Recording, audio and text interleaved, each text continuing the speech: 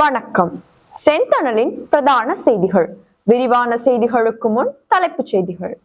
மூத்த தளபதிகள் புலேந்திரன் குமரப்பா உட்பட 12 வேங்கைகளின் வீரவணக்க நாள் அனுஷ்டிப்பு. வவுனியாவில் ஆர்ப்பாட்டத்தில் குதித்த ஆசிரியர்கள், முன்வைக்கப்பட்டுள்ள கோரிக்கை. செம்மணி மனித புதுகுழி தொடர்பில் நாளை அமைதி வழி போராட்டம், வலிந்து காணாமல் ஆக்கப்பட்ட உறவுகள் சங்கம் அழைப்பு. மட்டக்களப்பில் அதிபரால் கொடூரமாக தாக்கப்பட்ட மாணவர், காவல்துறையின் அசம்பந்தம். மாங்குளத்தில் தனியார் காணியொன்றில் கண்டுபிடிக்கப்பட்ட மனித எலும்புக்கூடு. இலங்கைக்கு கடத்த முயன்ற 250 கிலோ கடல் அட்டைகள் போலீசாரால் பறிமுதல், நபரும் கைது.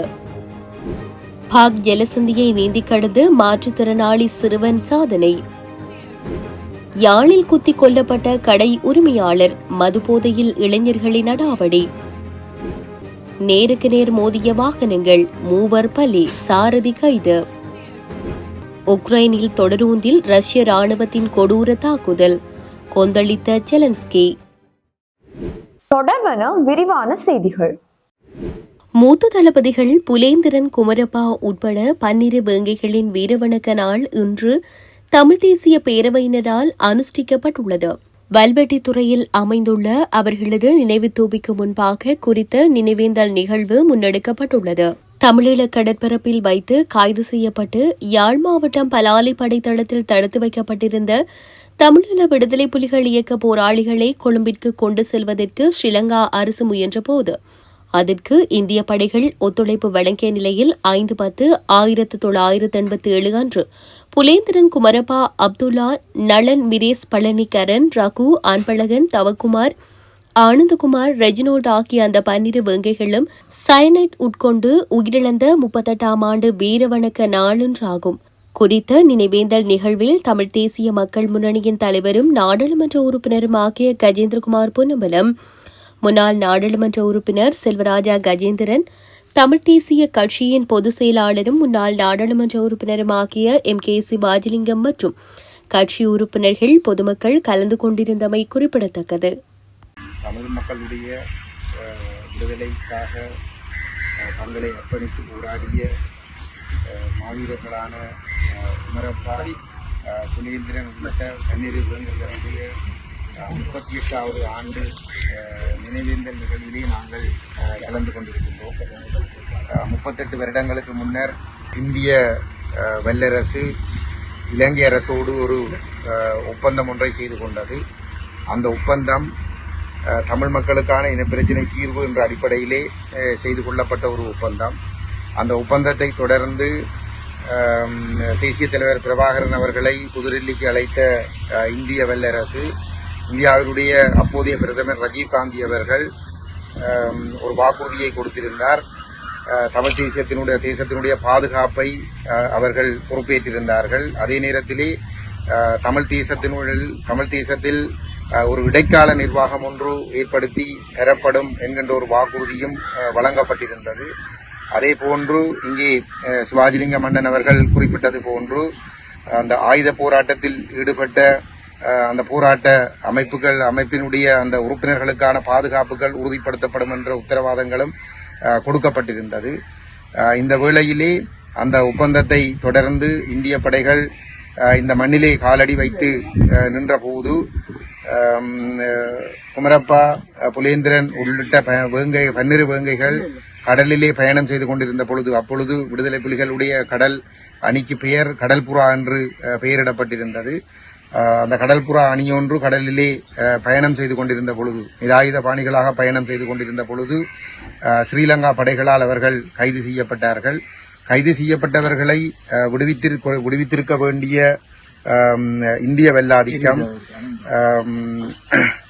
அவர்களை விடுவிப்பதற்கு பதிலாக அவர்கள் காங்கேசன் துறையிலிருந்து கொழும்புக்கு கொண்டு செல்லப்படுவதற்கு ஒத்துழைப்பு வழங்கிய நிலையிலே அவ்வாறு கொண்டு செல்ல வேண்டாம், அவர்களை விடுவிப்பதற்கான நடவடிக்கைகள் மேற்கொள்ளப்பட வேண்டும் என அழுத்தங்கள் பல்வேறுபட்ட தமிழ் சிவில் சமூக அமைப்புகளால், மக்களால், விடுதலை புலிகளால் முன்வைக்கப்பட்ட போதும் கூட அந்த கருத்துக்களை புறக்கணித்து அவர்களை கைதிகளாக்குவதற்கு கொழும்புக்கு சென்று கொண்டு செல்வதற்கு முயற்சிகள் மேற்கொள்ளப்பட்ட பொழுது அவர்கள் 12 பேரும் ராணுவத்துக்கு எந்தவிதமான இடையூறுகளை அவர்கள் மீது தாக்குதல்கள் இதனையும் மேற்கொள்ளாமல் அந்த ஒப்பந்தத்துக்கு மதிப்பளித்து அல்லது இந்தியா கொடுத்த வாக்குறுதிகளை இந்தியா ஏதோ ஒரு இடத்தில் காப்பாற்ற வேண்டும் என்ற ஒரு அடிப்படையிலே அவர்கள் தங்களுடைய உயிர்களை மாய்த்து கொண்டார்கள். இவ்வாறு அந்த சம்பவங்கள் நடைபெற்று இன்று 38 ஆண்டுகள் கடந்திருக்கிறது. இந்த சம்பவம் நடைபெறுவதற்கு முன்னதாக திலீபன் அண்ணாவினுடைய மரணமும் நடைபெற்றிருந்தது, அவருடைய உயிர் தியாகமும் நடைபெற்றிருந்தது. அந்த சந்தர்ப்பத்திலும் கூட இந்தியா அவருடைய உயிரை பாதுகாப்பதற்கு தவறி இருந்தது. அதற்கு பின்னர் இன்று 38 ஆண்டுகள் கழிந்திருக்கின்ற நிலையிலே எங்களுடைய பெயராலே ஒரு ஒப்பந்தம் செய்யப்பட்ட அந்த ஒப்பந்தம் இன்னமும் உயிரோடு இருக்கின்ற ஒரு சூழலிலே எங்களுடைய தேசத்தின் மீதான இந்த கட்டமைப்பு சார் இனஅழிப்புகள் இன்னமும் தொடர்ந்து கொண்டிருக்கின்றது. இந்த ஒப்பந்தம் நடைமுறையில் இருக்கின்ற பொழுது தமிழ் மக்களுடைய விருப்பத்திற்கு மாறாக திணிக்கப்பட்ட 13ஆம் திருத்தச் சட்டம் முழுமையாக நடைமுறையில் இருக்கின்ற பொழுது தமிழ் மக்கள் மீது ஒரு பாரிய இனப்படுகொலை ஒன்று கட்டவிழ்த்து விடப்பட்டிருந்தது. அந்த இறுதி யுத்தத்தில் மாத்திரம் கிட்டத்தட்ட 1.5 லட்சம் மக்கள் படுகொலை செய்யப்பட்டு பல்லாயிரக்கணக்கானவர்கள் காணாமல் ஆக்கப்பட்டிருந்தார்கள். கோடானு கோடி சொத்துக்கள் அளிக்கப்பட்டிருந்தது. இவ்வாறு நடைபெற்ற பிற்பாடும் கூட இந்த இனஅழிப்பு யுத்தம் முடிவடைந்து 15 ஆண்டுகள் கடந்திருக்கின்ற நிலையிலே தொடர்ந்தும் ஆட்சியாளர்களால் ஒரு கட்டாயசார் இனஅழிப்பு செயல்பாடுகள் தீவிரமாக முன்னெடுக்கப்பட்டுக் கொண்டே வருகின்றது. இந்த நிலையிலும் தமிழர்கள் இன்னமும் தங்களுடைய சுயாட்சிக்கான கோரிக்கையை அவர்கள் இன்னமும் கைவிடவில்லை. இந்த ஒற்றையாட்சிக்குட்பட்ட தீர்ப்பை முற்றுமுழுதாக நிராகரித்து தமிழர்களுடைய தேச முறைமை சுயநிர்ணய உரிமை அங்கீகரிக்கப்பட்ட அடிப்படையிலான ஒரு தீர்வு எட்டப்பட வேண்டும் என்பதிலே தமிழர்கள் இன்னமும் உறுதியாக இருக்கின்றார்கள். வவுனியாவில் இலங்கை ஆசிரியர் சங்கத்தினரால் ஆர்ப்பாட்டம் ஒன்று முன்னெடுக்கப்பட்டுள்ளது. குறித்த ஆர்ப்பாட்டம் ஒன்று முன்னெடுக்கப்பட்டுள்ளது. பல்வேறு கோரிக்கைகளை வலியுறுத்தி இந்த ஆர்ப்பாட்டம் முன்னெடுக்கப்பட்டுள்ளது. வவுனியா சுத்தானந்த இந்து இளைஞர் சங்க பகுதியில் ஆரம்பமான ஆர்ப்பாட்டமானது மணிக்கூட்டு கோபுரம் சந்தி வரை முன்னெடுக்கப்பட்டுள்ளது.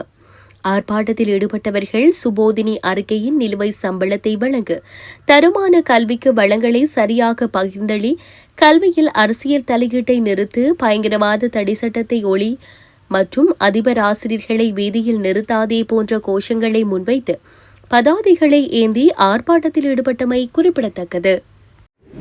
செம்மணி மனித புதுகுழி தொடர்பான அமைதி வழி போராட்டத்திற்கு வலிந்து காணாமல் ஆக்கப்பட்ட உறவுகள் சங்கம் அழைப்பு விடுத்துள்ளது. வடக்கு கிழக்கு வலிந்து காணாமல் ஆக்கப்பட்ட உறவுகள் சங்கத்தின் செயலாளர் கிளிநொச்சி மாவட்ட காரியாலயத்தில் ஊடக சந்திப்பொன்றை நடாத்தி இதனை தெரிவித்துள்ளார்.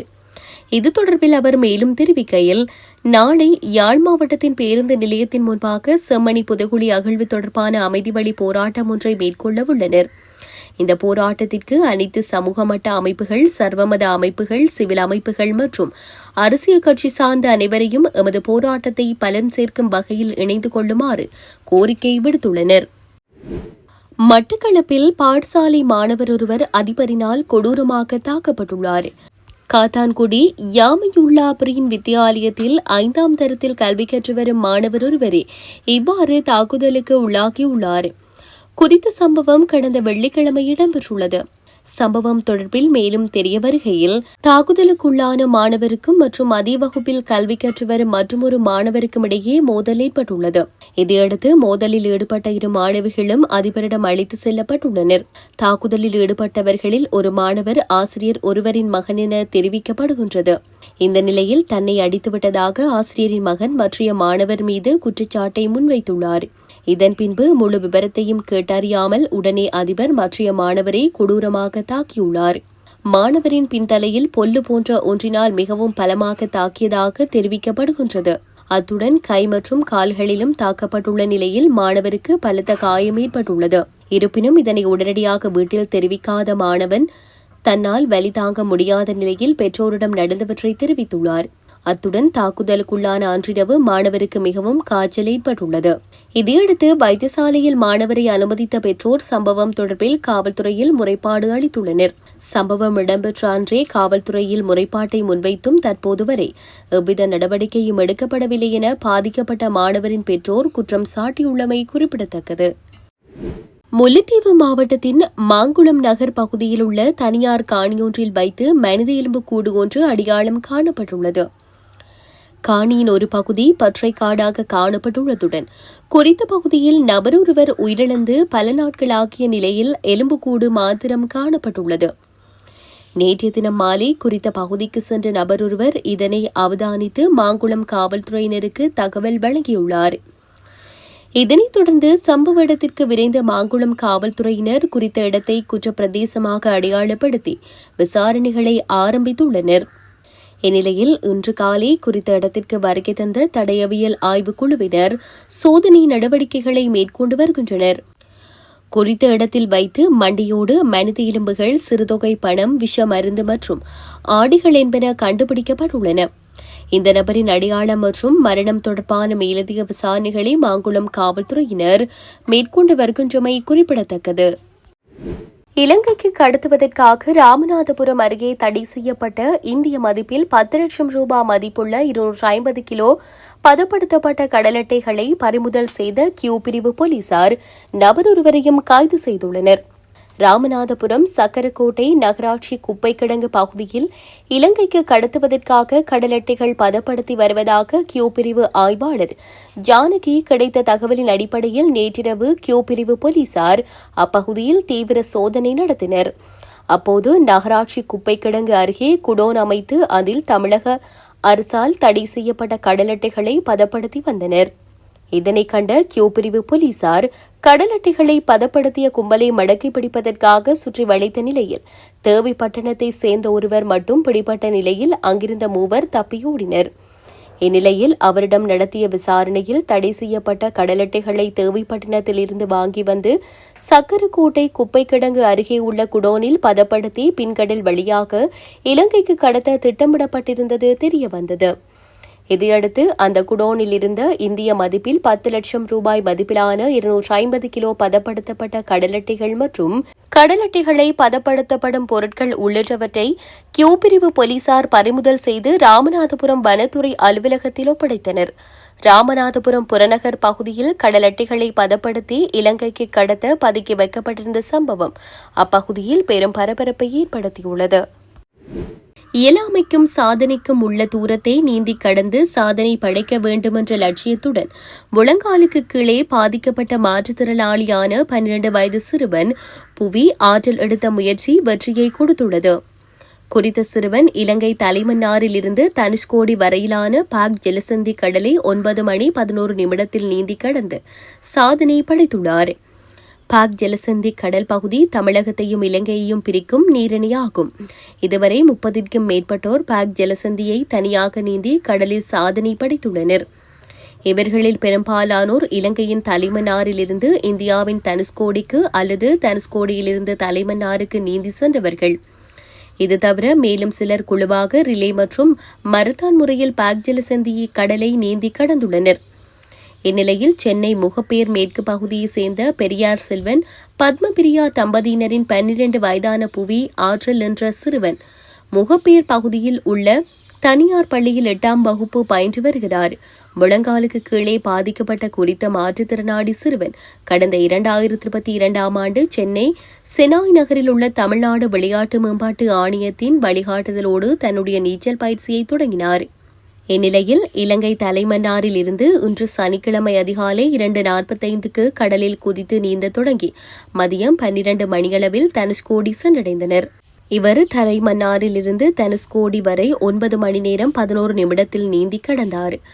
அரிச்சல் முனை வந்தடைந்த சிறுவன் புவியாற்றல் அவரது தாய் கண்ணீர் மல்க முத்தமிட்டு வரவேற்றுள்ளார்.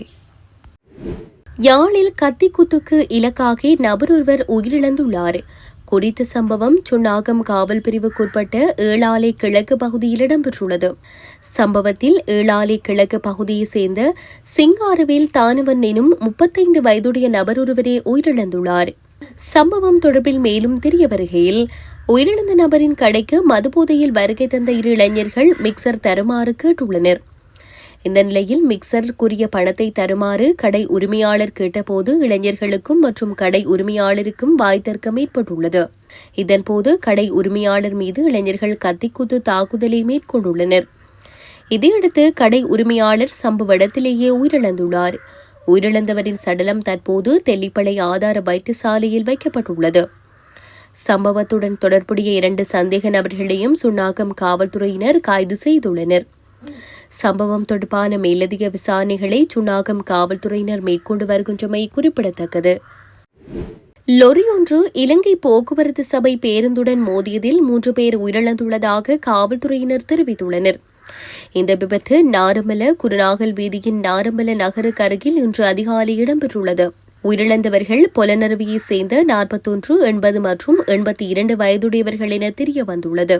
சம்பவம் தொடர்பாக மேலும் தெரிய வருகையில், குருநாகலில் இருந்து நாரமல நோக்கி பயணித்த லொரியின் சாரதியின் கட்டுப்பாட்டை இழந்து வீதியின் வலது பக்கத்திற்கு சென்று கட்டுநாயக்கவில் இருந்து அக்கரைப்பற்று நோக்கி பயணித்த இலங்கை போக்குவரத்து சபைக்கு சொந்தமான பேருந்துடன் மோதி இந்த விபத்து இடம்பெற்றுள்ளது. விபத்தில் லொரியின் சாரதி ஆணொருவர், 2 பெண்கள் மற்றும் 2 குழந்தைகள் காயமடைந்த நிலையில் நாரமல மற்றும் குருநாகல் வைத்தியசாலையில் அனுமதிக்கப்பட்டுள்ளனர்.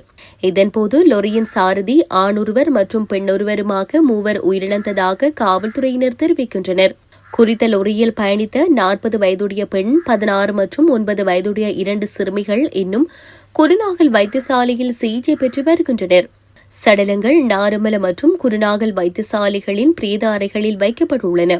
பேருந்தின் சாரதி கைது செய்யப்பட்டுள்ளதுடன் நாரமல காவல்துறையினர் மேலதிக விசாரணைகளை முன்னெடுத்து வருகின்றனர். இனி சர்வதேச செய்திகள். உக்ரைனில் பயணியர் பேருந்தின் மீது ரஷ்ய ராணுவம் தாக்குதல் மேற்கொண்டுள்ளதாக அந்நாட்டு ஊடகங்கள் செய்தி வெளியிட்டுள்ளன. குறித்த ட்ரோன் தாக்குதலில் 30 பேர் உயிரிழந்துள்ளதாக தெரிவிக்கப்படுகின்றது. கிழக்கு ஐரோப்பிய நாடான உக்ரைன் மற்றும் ரஷ்யா இடையேயான போர் 3 ஆண்டுகளை கடந்து நீடித்து வருகின்றது. இந்த நிலையில் உக்ரைனின் சுமி பகுதியில் உள்ள சோட்ஸ்கா தொடருந்து நிலையத்தை குறிவைத்து ரஷ்ய ராணுவம் ட்ரோன் தாக்குதல் நடத்தியுள்ளது. கீவ் நகருக்கு சென்று கொண்டிருந்த பயணியர் தொடருந்து மீது நடத்தப்பட்ட இந்த தாக்குதலில் 30 பேர் உயிரிழந்துள்ளனர். இதையடுத்து உடனடியாக அங்கு மீட்பு படையினரும் மற்றும் வைத்தியர்களும் அனுப்பி வைக்கப்பட்டுள்ளனர். ரஷ்யாவின் இந்த செயலை காட்டுமிராண்டித்தனம் என உக்ரைன் ஜனாதிபதி ஜெலன்ஸ்கி விமர்சித்துள்ளார். பொதுமக்கள் பாதிக்கப்படுவர் என்பதை அறிந்தும் தாக்குதல் நடத்துவது பயங்கரவாதம் மற்றும் உலகம் இதனை புறக்கணிக்க கூடாது எனவும் அவர் தெரிவித்துள்ளமை குறிப்பிடத்தக்கது. இத்துடன் செய்திகள் நிறைவடைகின்றன. வணக்கம்.